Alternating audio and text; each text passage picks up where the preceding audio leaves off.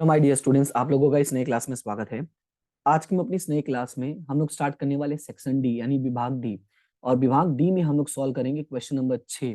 और अगर आप देखेंगे तो क्वेश्चन नंबर 6 के बाजू में मैंने लिखा हुआ है कि ये क्वेश्चन एग्जाम में 3 बार पूछा गया, जिसमें से मार्च 20, अगस्त 20 और मार्च 22। यानी अगर देखोगे तो पिछली 2 बार जो मार्च एग्जाम हुई थी, दोनों बार ये पूछा गया था। इसके अलावा एक और छोटा सा क्वेश्चन सॉल्व करेंगे, और वो है आपका क्वेश्चन नंबर 10, जो जुलाई 18 और मार्च 22 यानी ये जो पिछली वाली एग्जाम हुई थी उसमें आया था। ठीक है, तो आज हम ये दो क्वेश्चन डिस्कस करने वाले हैं, जिसमें से हम सबसे पहले स्टार्ट करेंगे क्वेश्चन नंबर 6। मैं ये क्वेश्चन स्टार्ट करूँ उसके पहले मैं यही सजेशन दूंगा कि आप इसके पहले की जो भी बेसिक क्लासेस हैं उन क्लासों को जरूर देखना, ताकि आपको बेसिक पॉइंट्स के बारे में आइडिया लग जाए कि हमें ग्राफ कैसे बनाना होता है। यानी कि जो हम घंटाकार आकृति बनाते हैं, ये घंटाकार आकृति कैसे बनता है, इसमें वैल्यूज कैसे लिखते हैं और इनका मतलब क्या होता है। ठीक है, वो बेसिक चीजें आप सीखे रहोगे तो सवाल सॉल्व करने में थोड़ा कम टाइम जाएगा और चीजों का आप आसानी से ग्रैस्प करोगे। ओके, तो स्टार्ट करते हैं। सबसे पहले क्वेश्चन में लिखा हुआ है कि शहर के एक विस्तार में से यादृच्छिक विधि से चयन किए गए 500 वयस्क व्यक्तियों का वजन प्रमाणी वितरण को अनुसरण करते हो तो। ध्यान से सुनना, हम लोगों ने कितने व्यक्तियों का चयन किया है? 500 वयस्क का। तो मैं यहाँ पे लिख देता हूं कि हमारा जो कैपिटल एन है, ध्यान से सुनना, तो यहाँ पे पहले मैं लिख देता हूँ सेक्शन डी। ठीक है, कौन सा बताने जा रहा हूँ? सेक्शन डी में क्वेश्चन नंबर 6, जिसमें लिखा हुआ है एन बराबर 500। ध्यान से सुनना, एन बराबर कितना दिया हुआ है? 500 दिया हुआ है। फिर आगे लिखा है कि यदि इनका औसत वजन 55 किग्रा एवं प्रमाप विचलन 7 किग्रा हो तो। औसत वजन कितना है? 55। तो यहाँ पे मैं लिख देता हूं औसत वजन। औसत वजन कितना है? 55 किग्रा यानी 55 केजी। यानी मैं इसको बोल सकता हूं कि mu is equal to 55 KG है, और सिग्मा यानी कि प्रमाप विचलन, प्रमाप विचलन, जो प्रमाप विचलन है आपका वो है 7। ठीक है, यहाँ पे एक बार क्वेश्चन को वापस देख लेते हैं। तो क्वेश्चन में बोला है वजन 55 किलो है और प्रमाप विचलन 7 किलो है। सवाल में बोला है उस विस्तार में 41 किलो यानी 41 किग्रा और 62 किग्रा के बीच वजन वाले व्यक्तियों की संख्या का अनुमान ज्ञात कीजिए। यानी अनुमानित व्यक्तियों की संख्या निकालनी है। तो अगर हमें अनुमानित व्यक्तियों की संख्या निकालनी है, तो आपको याद होगा इसके पहले मैंने कुछ क्वेश्चंस बताए थे जहां पे मैंने आपको अपेक्षित संख्या निकालना बताया था। तो यहाँ पे अगर मैं पहला क्वेश्चन लिखता हूं, तो जो पहला क्वेश्चन है उसमें साफ साफ बोला है कि जो अनुमानित संख्या निकालना है। ठीक है, मैं यहाँ पे लिख देता हूं अनुमानित व्यक्तियों की संख्या। लेकिन इस अनुमानित व्यक्तियों की संख्या में हमें क्या निकालना है? 41 और 62 किलो के अनुमानित व्यक्तियों की संख्या का फॉर्मूला हो जाएगा n इंटू संभावना जो होगा हमारा, किसका संभावना होगा? तो ये अभी मैं इसको कन्वर्ट करके लिखता हूं, तब मैं समझाऊंगा। ठीक है, तो सबसे पहले हमें क्वेश्चन को लिख देना होता है और ये इसको हम साइड में कर देते हैं, हमारा फाइनल आंसर के लिए जगह रहेगा। तो एक बात ध्यान रखना है, सबसे पहला आपका जो काम होगा वो ये होगा कि आप क्वेश्चन को समझ के पहले लिख लिया करो ऐसे। ठीक है, अब बोला 41 और 62 के बीच में है, तो मैं ऐसे बोल सकता हूं कि 41 और 62। ठीक है, 41 और 62 के बीच में है, यानी कि 41 less than x less than 62। मतलब कि जो हमारा x है यानी प्रमाण चल जो है हमारा, वो 41 और 62 के बीच में है। क्लियर हुआ इतना? मैंने कहा था इस x को हमें किस में कन्वर्ट करना होता है? z में, यानी प्रमाणित प्रमाण चल में। तो इसको हम जब z में कन्वर्ट करेंगे तो फॉर्मूला क्या होता है? तो इसका फॉर्मूला होता है z is equal to X minus mu divided by sigma. z is equal to X minus mu divided by sigma, और हमारे पास यहाँ पे दो वैल्यूज हैं। तो पहले हम निकालेंगे z1। तो z1 इज इक्वल टू क्या हो जाएगा? 41 माइनस 55। क्या हो जाएगा? 41 माइनस 55 हो जाएगा, और डिवाइडेड बाय 7। तो यहाँ पे लिख देंगे डिवाइडेड बाय 7। और z2 हमारा हो जाएगा 62 माइनस 55 डिवाइडेड बाय 7। तो 41 माइनस 55 करोगे तो ये हो जाएगा आपका 14, यानी माइनस 14 डिवाइडेड बाय 7, यानी हो जाएगा ये -2। z1 इज इक्वल टू कितना आ गया हमारा? -2 आ गया। और z2 की बात करें तो 62 माइनस 55 करोगे तो 7 होगा।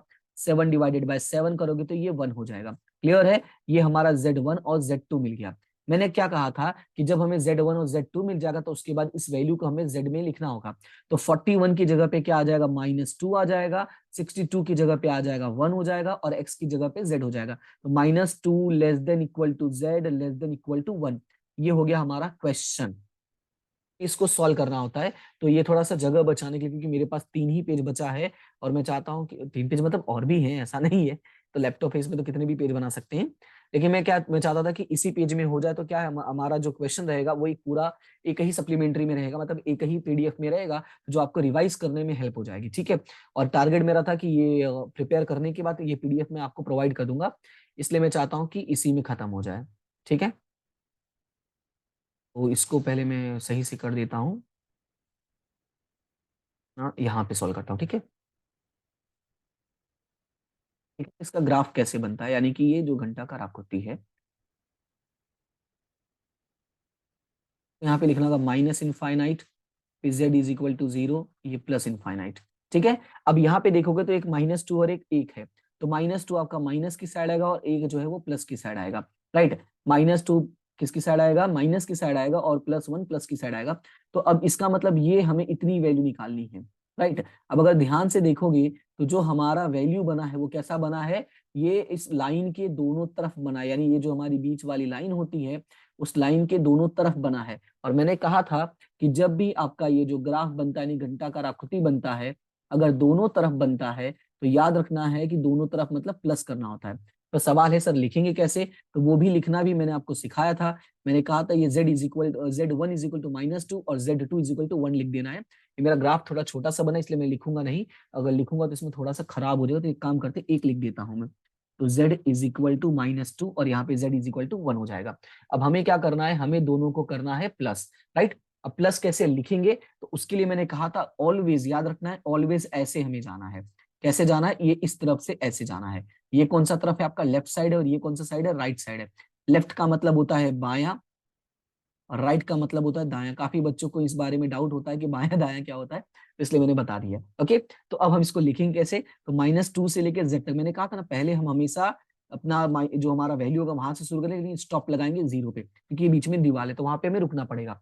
तो हम लिखेंगे -2 less then Z less then 0, ये फर्स्ट पॉइंट हो गया। दूसरा प्लस 0 से शुरू करेंगे, 0 less than equal to Z less than equal to 1, ये हमारा दूसरा पड़ाव हो गया।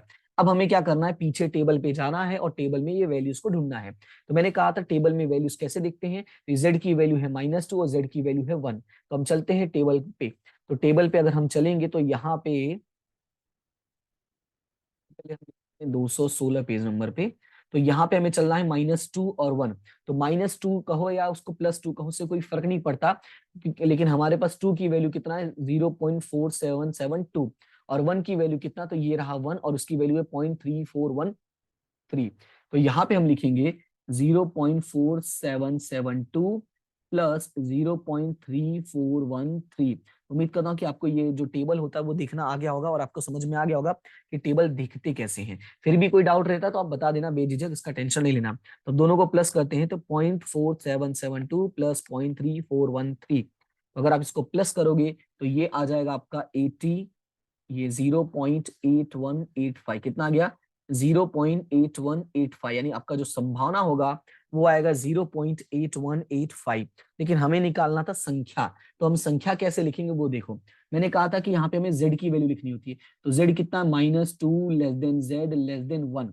राइट, क्योंकि अब हमें संभावना है, तो संभावना हमारा कितना आया है, तो संभावना हमारा है 8185, और n हमारा कितना है, n है हमारा 500। तो 500 गुणे 0.8185, तो 500 गुणे 0.8185 करोगे तो ये आ जाएगा आपका 409.25। कितना आएगा, 409.25। याद रखना, अगर 0.5 से ज्यादा आता है समझ लेना इसको एक व्यक्ति मान लेना, 0.5 से कम है तो उसको एक व्यक्ति मत मानना, यानी इसको 0.5 को हटा देते हैं, तो ये हमारा आ जाएगा 409 व्यक्ति। क्या हो जाएगा हमारा आंसर, 409 व्यक्ति। तो ये होगा हमारा full and final answer, first question का आंसर। ठीक है, इसको ब्रैकेट में बंद कर देना, जिससे क्या होगा, सामने वाले को समझने में आसानी होगी कि ये आपका फाइनल आंसर है। क्लियर हुआ इतना, तो ये था हमारा पहला क्वेश्चन। अब चलते हैं दूसरे क्वेश्चन पे। तो दूसरा क्वेश्चन क्या लिखा है वो देखो। दूसरा क्वेश्चन लिखा हुआ है,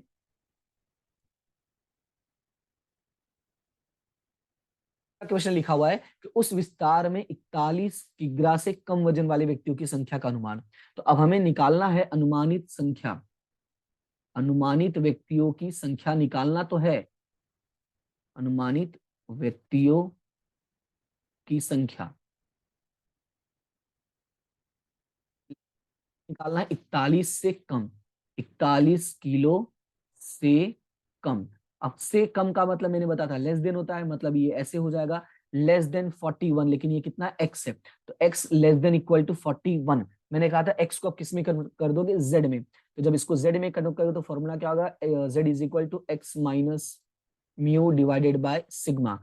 अब इसको चलते नीचे सॉल्व कर देता हूं, तो यहाँ पे x की वैल्यू है 41, सिग्मा की वैल्यू है 55 और डिवाइडेड बाय है आपका 7। तो 41 माइनस 55 करोगे तो ये आपका कितना हो जाएगा, ये हो जाएगा आपका 14, लेकिन ये माइनस में आएगा, तो -14 डिवाइडेड बाय 7, तो ये आ जाएगा आपका -2, राइट। यानी z की वैल्यू कितनी आ गई है, -2। अब मैंने क्या कहा था, x की जगह पे हमें z रख देना है, तो ये हो जाएगा z less than equal to -2। क्या हो जाएगा, z less than equal to -2। अब देखो लेस देन बोला है, लेस देन का मतलब मैंने क्या बताया, नहीं से कम, ध्यान से सुनना, से कम या लेस देन। मैंने आपको बताया था से कम या लेस देन लिखा हो तो याद रखना हमें किस तरफ जाना है, माइनस की तरफ जाना है। हमें किधर जाना है, माइनस की तरफ। अब इसको कैसे सॉल्व करोगे वो ध्यान से सुनना। अगर हमें माइनस की तरफ जाना है तो इसका मतलब ये हुआ कि जो आपका ग्राफ बनेगा कुछ इस तरीके से बनेगा। पहले तो ऐसे घंटाकार आकृति बना देना, ये जो लाइन है थोड़ी सी टेढ़ी हो गई है, उससे कोई दिक्कत नहीं, लेकिन आप थोड़ा सा देख लेना इसको। तो ये हो गया आपका जेड, अरे सॉरी ग्राफ। यहाँ पे लिखेंगे माइनस इनफाइनाइट, यहाँ पे लिखेंगे जेड इज इक्वल टू 0 और यहाँ पे लिखेंगे प्लस इनफाइनाइट। अब क्या करना है, हमें जाना तो माइनस की तरफ है, पर मैंने कहा कि हमारा स्टार्टिंग पॉइंट क्या होगा वो ध्यान देना जरूरी है। तो इसमें देखोगे तो हमारा स्टार्टिंग पॉइंट है -2, यानी हमें शुरू करना कहाँ से, -2 से शुरू करना है। तो हम यहाँ लिखेंगे -2 और -2 से शुरू करके हमें कहाँ तक जाना है, इनफाइनाइट तक जाना है, क्योंकि हमें ये बोला नहीं है कि हमें कहाँ तक जाना है, तो हम इनफाइनाइट कर देते हैं, राइट। अब ये हो गया एक तरफ। अब ध्यान से सुनना, ये क्या ग्राफ बना है, ये आपका ग्राफ बना है एक तरफ। मैं यहाँ पे लिखता हूं एक तरफ बना है। और मैंने कहा था जब एक तरफ ग्राफ बनता है तो याद रखना है, क्या मैंने कहा था, बड़ी वैल्यू में से हमें छोटी वैल्यू को माइनस करना होता है। क्या करना होता है, बड़ी वैल्यू में से हमें छोटी वैल्यू को माइनस करना होता है। तो अब इसमें बड़ी वैल्यू कौन है, तो 0 से लेके इनफाइनाइट तक बड़ी वैल्यू है और 0 से लेके -2 तक छोटी वैल्यू है। पर मैंने कहा था लिखने का एक तरीका होता है, और लिखने का तरीका ये होता है कि आपको ऑलवेज जो है वो इस साइड से ही आना होगा, राइट। आपको ऑलवेज इस साइड से आना होगा। इस साइड से आने का मतलब हमेशा लिखने की शुरुआत यहां से करोगे। तो यहाँ लिखेंगे कैसे, minus infinite less than Z less than equal to 0, यानी माइनस इनफाइनाइट से शुरू करोगे और 0 पे आके अटकोगे। फिर यहाँ पे लिखेंगे माइनस, अब एक तरफ है तो माइनस होगा, और माइनस कहाँ से शुरू होगा, -2 से शुरू होगा, -2 less than Z less then 0। ये हो गया आपका सेकंड पॉइंट। अब इस पूरे की वैल्यू जो होती है वो होती है 0.5। ये हम जानते हैं कि एक साइड का पूरे का वैल्यू है 0.5 और दूसरे साइड का पूरा वैल्यू है 0.5। तो यहाँ पे लिखेंगे 0.5 माइनस, अब इसकी वैल्यू अभी कुछ देर पहले देखा था वो होता है 0.4772।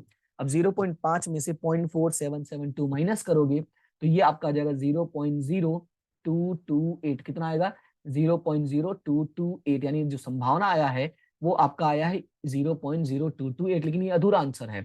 हमें निकालना था व्यक्तियों की संख्या, और अभी कुछ देर पहले मैंने बताया कि व्यक्तियों की संख्या निकालने का फॉर्मूला क्या होता है। याद रखना है कि जब भी आप आंसर लिखोगे तो ये पूरा लिखने के बाद सॉल्व करोगे, या तो ऊपर सॉल्व कर लो, या तो जिस तरीके से मैंने किया, मतलब जैसे मैंने किया वैसे कर लो, या तो पूरा क्वेश्चन सॉल्व करने के बाद इस लाइन को दोबारा नीचे लिख के सॉल्व करना, ठीक है। तो अनुमानित व्यक्तियों की संख्या बराबर क्या होगा, n इज इक्वल टू, ध्यान से सुनना, यहाँ पे क्या हो जाएगा, n is equal to P of z less than equal to -2, right. अब इसका जो संभावना निकाला है वो हमने निकाला 0.0228, और व्यक्तियों की संख्या कितना है, 500। तो 500 गुणे 0.0228 करोगे तो ये कितना जाएगा, 11.4। तो यहाँ पे हम लिखेंगे 11.4, और ये क्या है, पॉइंट जो 4 है वो 5 से कम है, तो हम यहाँ पे मान लेते हैं 11 व्यक्ति। यानी 11 व्यक्ति ऐसे ही होंगे कि जो 41 किलो से क्या होंगे, कम होंगे। और ये हो गया हमारा फाइनल आंसर। क्लियर है। और जब फाइनल आंसर आ जाता है तो उसको बड़े अच्छे से डब्बा बना देना और आजू बाजू में लिख देना आंसर। क्लियर हुआ इतना? तो ये था हमारा फर्स्ट क्वेश्चन का दोनों सॉल्यूशन। उम्मीद करता हूँ कि दोनों क्वेश्चन आपको समझ में आ गया होगा। अब चलते हैं नेक्स्ट क्वेश्चन पे। तो हमारा जो नेक्स्ट क्वेश्चन है वो क्या है? नेक्स्ट क्वेश्चन जो है वो क्वेश्चन नंबर 10 है, और ये भी मार्च 18 और सॉरी मार्च 18 बोल रहा हूँ, जुलाई 18 और मार्च 2022 में पूछा गया था। ये क्वेश्चन काफी इजी है एक्चुअली में। मैं बताऊं, जैसे कि ये क्वेश्चन देखने में ही ऐसा लगता है कि क्या दे दिया है, बाकी ये क्वेश्चन बहुत इजी है। और इसमें हमें माध्य और प्रभाव विचलन निकालना होता है। हमें कोई डब्बा बनाने की जरूरत नहीं, हमें कोई ग्राफ बनाने की जरूरत नहीं। बहुत ही शॉर्टकट तरीके से इसको हम सॉल्व कर सकते हैं। कैसे? तो वो थोड़ा ध्यान से सुनना। सवाल में लिखा, एक कारखाना में मासिक उत्पादन का औसत म्यू है। हम जानते हैं कि औसत का मतलब क्या होता है, राइट? लेकिन हमें यहाँ पे दिया नहीं है। फिर यहाँ पे बोला प्रमाप विचलन है सिग्मा। तो जो प्रमाण वितरण का अनुसरण करता है, तो ये बात तो हमें समझ में आ ही गया है। यदि उत्पादन 2400 इकाई और 1800 इकाई हो तो, ध्यान से सुनना क्या बोला है, उत्पादन कितना है? 2400 इकाई और 1800 इकाई, यानी 2400 और 1800 के बीच में हो तो प्राप्तांक क्रमशः -1 और 0.5 है। तो इस वितरण का माध्य व प्रमाप विचलन ज्ञात कीजिए। अब ध्यान से सुनना, यहाँ पे क्या बोला है, हमें यहाँ पे ये बोला है कि हमारा जो ये उत्पादन है वो कितना है? 2400 इकाई है और 1800 इकाई है। यानी कि अगर मैं यहाँ पे क्वेश्चन को लिख के सॉल्व करने की कोशिश करूँ तो यहाँ पे कैसे होगा? क्वेश्चन नंबर तो पहले लिख देना है, क्वेश्चन नंबर आपका है 9, ठीक है। अब यहाँ पे 9 नहीं है, 10 है शायद, रुको रुको, हाँ 10 है।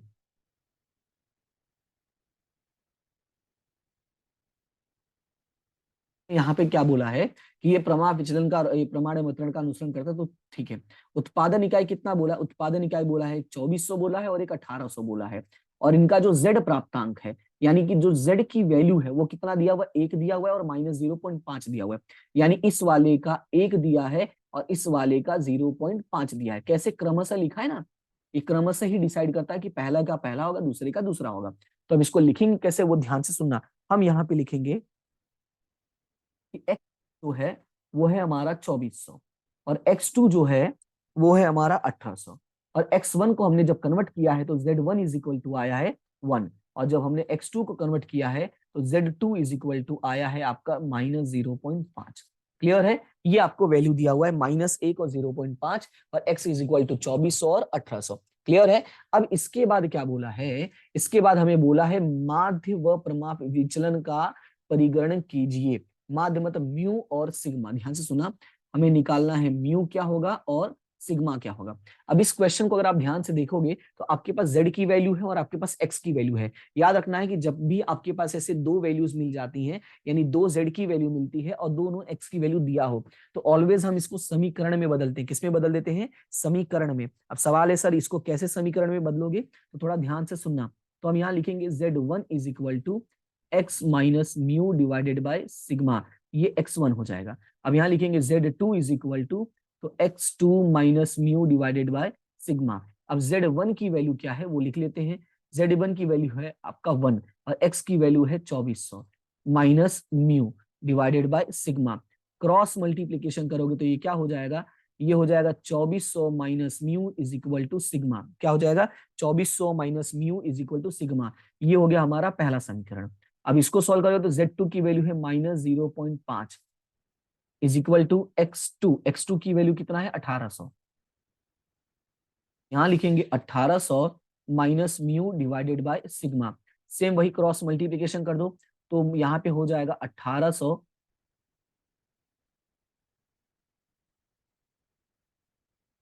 तो minus mu is equal to -0.5 sigma. ये हो गया आपका दूसरा समीकरण, राइट? अब यहाँ पे ध्यान से देखोगे तो ऑलरेडी एक माइनस में है और एक प्लस में है। दिमाग में एक बात याद रखना है कि अगर आपको प्रॉपर वे में सॉल्व करना है समीकरण, तो समीकरण सॉल्व करने का तरीका ये होता है कि कैसे भी करके एक वैल्यू को आपको क्या करना होगा? कट करना होगा। और किसी भी एक वैल्यू को कट करने के लिए देखो, सिग्मा सिग्मा को अगर मैं कट करना चाहूं तो सिग्मा सिग्मा को साइन तो चेंज अलग अलग है, लेकिन ये कटेगा नहीं पूरी तरीके से। 2400 और 1800 कट करना चाहूं तो ये कटेगा नहीं, क्योंकि प्लस में है, दोनों प्लस करोगे तो प्लस हो जाएगा। लेकिन अगर मैं माइनस कर देता हूं तो माइनस म्यू और माइनस म्यू, माइनस का क्या हो जाता है? प्लस हो जाता है। मैं आपको लिख के समझाता हूं कैसे।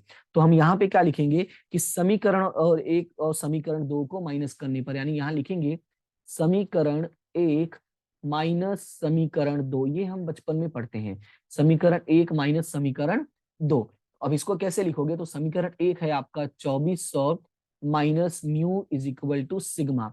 और दूसरा है 1800 minus mu is equal to 0.5 sigma, और ये माइनस में है। ठीक है, इसको पहले मैं अच्छे से लिख देता हूं,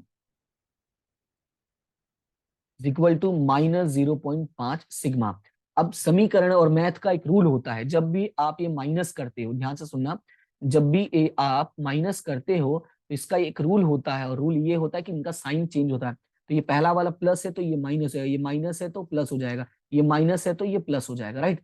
इस तरीके का सॉल्यूशन होगा। तो 2400 में से माइनस 1800, 2400 में से माइनस 1800, ये हो गया आपका 600, और ये प्लस और माइनस हो गया तो ये कैंसिल हो जाएगा, और ये दोनों हो गया प्लस प्लस, तो ये हो जाएगा आपका 1.5 सिग्मा।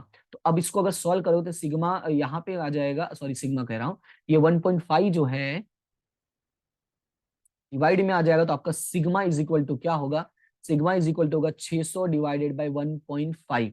तो इज इक्वल टू यहाँ पे सिग्मा इज इक्वल टू कितना हो जाएगा, 600 डिवाइडेड बाई 1.5, तो ये आ गया आपका 400। इसका मतलब ये हुआ कि जो सिग्मा की वैल्यू होगी वो कितनी होगी, 400 होगी। ये हमारा मिला first answer as per the question, प्रमाप विचलन जो हमें निकालना था। अब दूसरा जो हमारा क्वेश्चन का आंसर होगा वो यहीं पे लिख देते हैं। कैसे लिखेंगे वो ध्यान से सुनना। किसी भी एक समीकरण को फॉलो करते हैं, तो मैं फॉलो करता हूं समीकरण नंबर 1। तो समीकरण नंबर 1 से अगर हम फॉलो करते हैं, ठीक है, तो यहाँ पे समीकरण नंबर 1 है 2400 minus mu is equal to sigma, और सिग्मा की वैल्यू आई है 400, और ये है 2400 माइनस म्यू। अब माइनस ये उस साइड जाएगा तो प्लस होगा, और ये प्लस इस साइड आएगा तो माइनस होगा, यानी लिखेंगे 2400 minus 400 is equal to mu. तो 2400 में से 400 गया तो कितना आ जाएगा, ये 2000 आ जाएगा।